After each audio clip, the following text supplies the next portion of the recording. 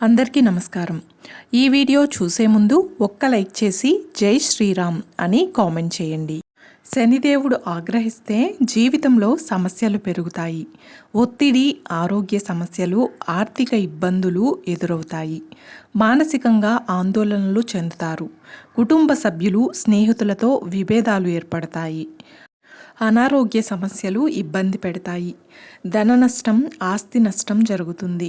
సంపద తరిగిపోతుంది. శనివారం నాడు త్రయోదశి వస్తే దాన్ని శని త్రయోదశి అంటారు. ఇది చంద్రుని క్షీణదశలో 13వ రోజును సూచిస్తుంది. శనివారం విష్ణువుకు, త్రయోదశి పరమేశ్వరునికి ఇష్టమైన రోజులు. ఈ రెండింటి కలయికతో వచ్చే శని త్రయోదశి నాడు కొన్ని పూజలు చేసి శివకేశవులను ప్రసన్నం చేసుకోవచ్చని పండితులు చెప్తున్నారు.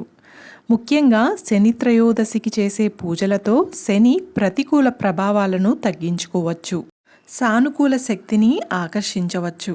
అయితే 2024 ఆగస్టు 31న అంటే రేపు శని త్రయోదశి వచ్చింది. శని దోషాల నుండి బయటపడేందుకు శనివారం నాడు శివుణ్ణి, హనుమంతుణ్ణి పూజించాలి. పేదలకు సహాయం చేయాలి. అవసరంలో ఉన్నవారికి దానం చేయాలి. దాన ధర్మాలు చేయడం వల్ల శని అనుగ్రహం లభిస్తుంది. హనుమాన్ చాలీసా పఠించడం, శనిదేవుడికి నల్ల నువ్వులు, నల్ల శనగలు, నలుపు రంగు వస్త్రాలు సమర్పించాలి. శనీశ్వరుడి ఆలయానికి వెళ్ళి నెయ్యి దీపం వెలిగించాలి. ఓం శనీశ్వరాయ నమః అనే మంత్రాన్ని జపించడం వల్ల శని అనుగ్రహం లభిస్తుంది. అలాగే శని త్రయోదశి నాడు శనీశ్వరుడికి ప్రత్యేకమైన పూజలు చేస్తే ఏలినాటి శని, అర్ధాష్టమ శని, గ్రహ దోషాల నుంచి విముక్తి లభిస్తుంది.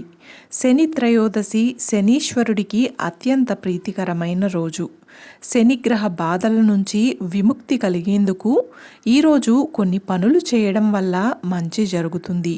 శనివారం నాడు శ్రీ మహాలక్ష్మి, నారాయణులు అశ్వత్థ వృక్షంపై ఉంటారని పురాణాలు చెప్తున్నాయి. అందుకే ఈ చెట్టు చుట్టూ ప్రదక్షిణలు చేయడం మంచిది. నీలాంజన సమాభాషం రవిపుత్రం యమాగ్రజం ఛాయామార్తాండ సంభూతం తం నమామి శనేశ్వరం అని శని త్రయోదశి నాడు ఈ శ్లోకాన్ని పఠించి శనీశ్వరుణ్ణి పూజించాలి. శనివారం ఉపవాసం ఉండడం మంచిది.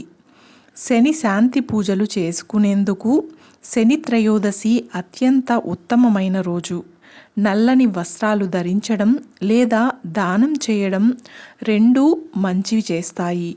శని త్రయోదశి రోజు పాటించాల్సిన నియమాలు: శనీశ్వరుడి ఆలయానికి వెళ్ళి నువ్వుల నూనెతో శనికి తైలాభిషేకం చేయాలి. శని దోషాలు ఉన్నవారు శనికి సంబంధించిన శాంతి పూజలు జరిపించుకోవాలి. కాకులకు ఆహారం పెట్టాలి. నల్ల నువ్వుల నూనె నల్లని వస్త్రంలో ఉంచి బ్రాహ్మణులకు దానం చేయడం వల్ల శని బాధలు తీరుతాయి. చూశారు కదండి. ఈ వీడియో మీకు నచ్చినట్లయితే ఒక్క లైక్ చేసి నా ఛానల్ని సపోర్ట్ చేయండి. ఇంకా మరెన్నో ఇంట్రెస్టింగ్ వీడియోస్ కోసం నా ఛానల్ని సబ్స్క్రైబ్ చేయండి. Thanks for watching.